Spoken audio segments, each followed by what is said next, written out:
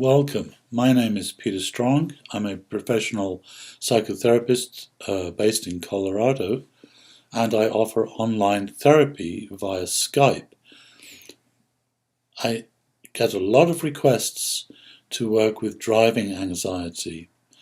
Obviously, online therapy is very good if you're suffering from some form of driving anxiety, because it's difficult to drive to see a therapist in person.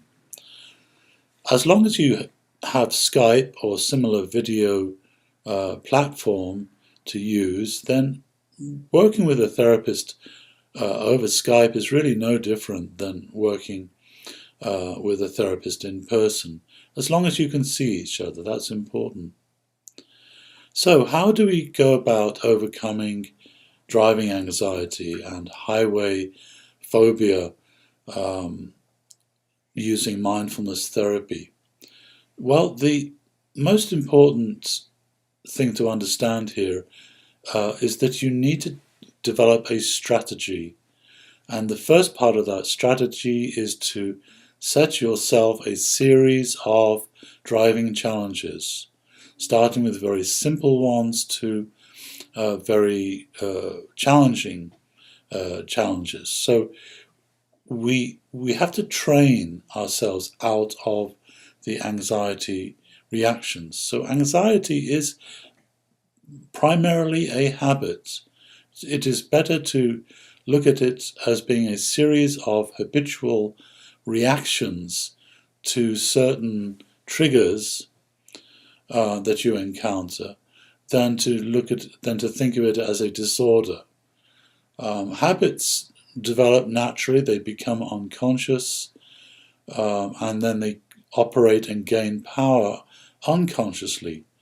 But once you start developing a conscious relationship with your anxiety habits, then you can begin to change them.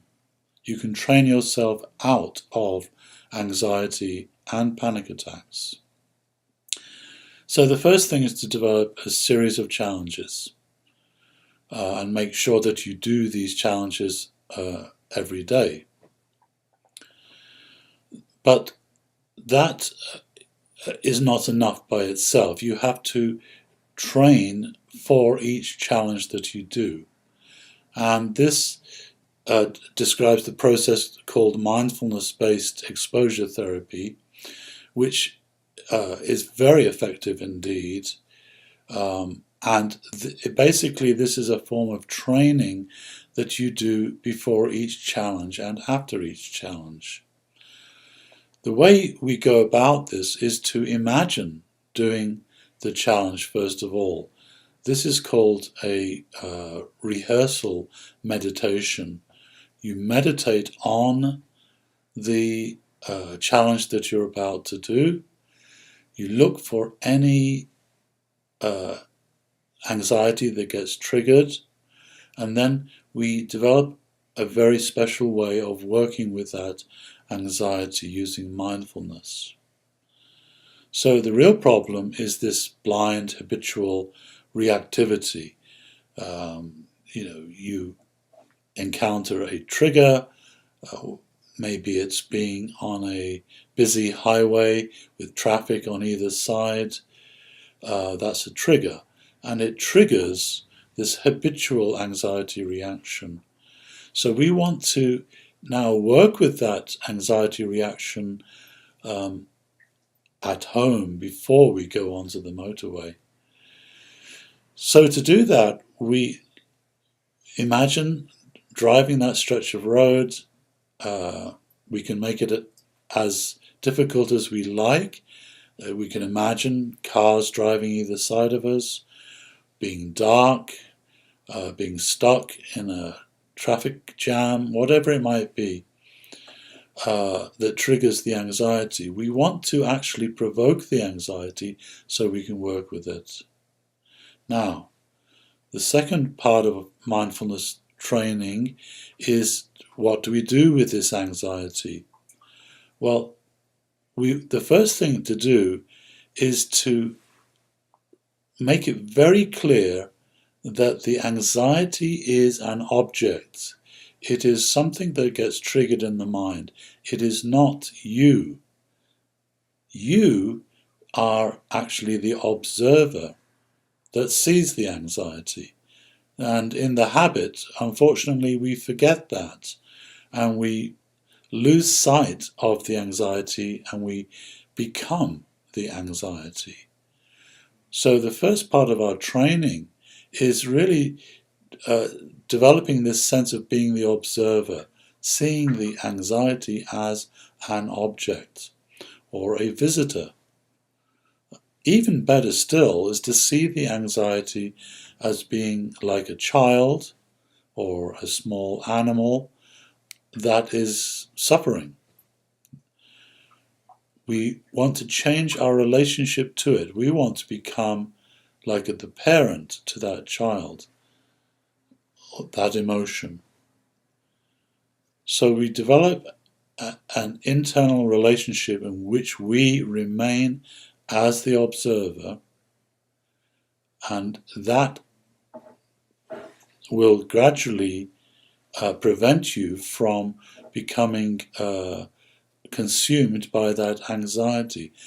The more you train as being the observer, the freer you become from the anxiety.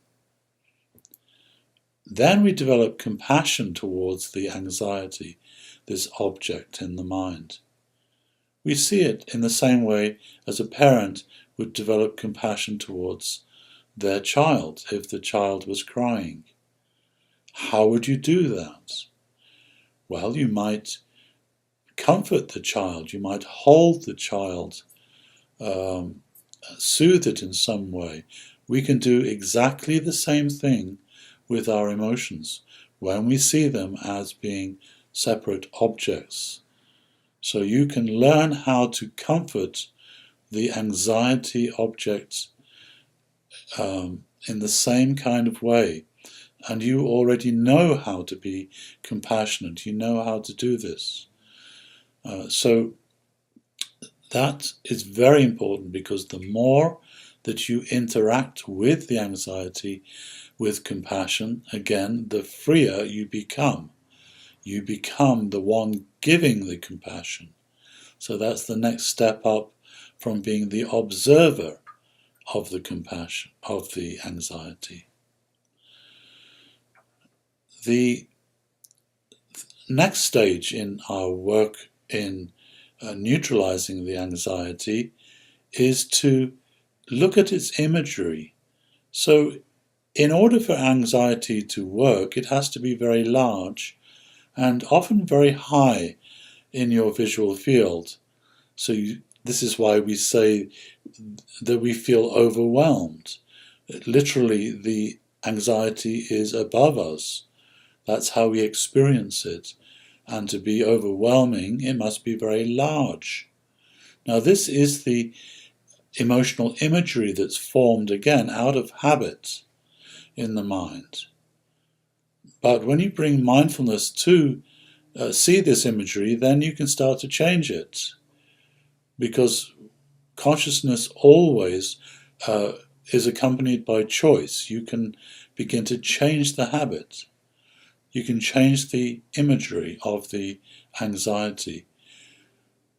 The most simple thing to explore is to make the anxiety image smaller. The smaller it becomes, the less power it has. Also, can you change its position? Can you take it from being above you in its overwhelming position to being on the passenger seat or on the floor or beside you? It literally can no longer be overwhelming if it's no longer above you. It cannot be overwhelming if it's the size of a grain of sand or very small. So this is interacting with the imagery of the anxiety and changing that imagery in a way that neutralizes the anxiety. With training, this becomes automatic after a while, and the anxiety, if it gets triggered, will automatically change its imagery by itself and resolve itself on the spot, so that we no longer experience anxiety.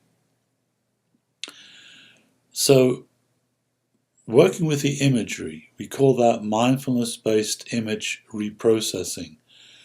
Very effective indeed. Developing a compassionate relationship with the anxiety. Very effective. Seeing the anxiety as an object. Very clearly not you, but an object in your awareness. Very important. So these are some of the things that we train for before we do each of the challenges. So you do the rehearsal meditation, this training, until you have neutralized the anxiety. Then you do the challenge. And if any anxiety arises during the challenge, you simply become mindful of it. You acknowledge it, and establishing that conscious connection will allow the training to take effect automatically without you needing to do anything more. If there's still anxiety or fresh anxiety that was triggered during the session, the challenge, then you would do another meditation after that challenge. We call this a review meditation. We take the same approach, working with this fresh anxiety, neutralizing it by changing our relationship to it and by changing its imagery. Then, after a short rest period, you might repeat that challenge again until you are able to do that first challenge with no anxiety at all and with complete confidence. Then you move on to the next challenge and repeat the exercise in the same way.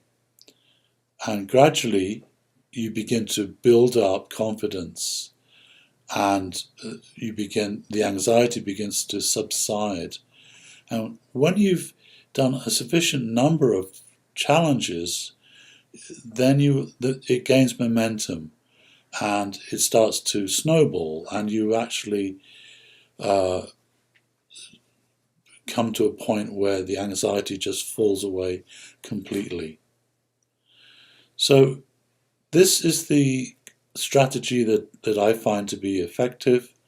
It works really well. I've worked with many people over the years, helping them overcome their highway phobia and driving anxiety using this mindfulness-based exposure therapy approach. If you'd like to get started with me, simply send me an email and we can schedule a Skype therapy session at a time that works for you.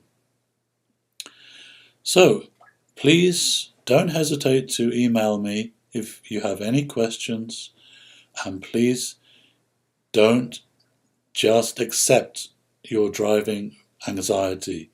You can overcome your fear of highways or whatever it might be. You can overcome the anxiety habits by a strategic, mindfulness-based approach. Thank you.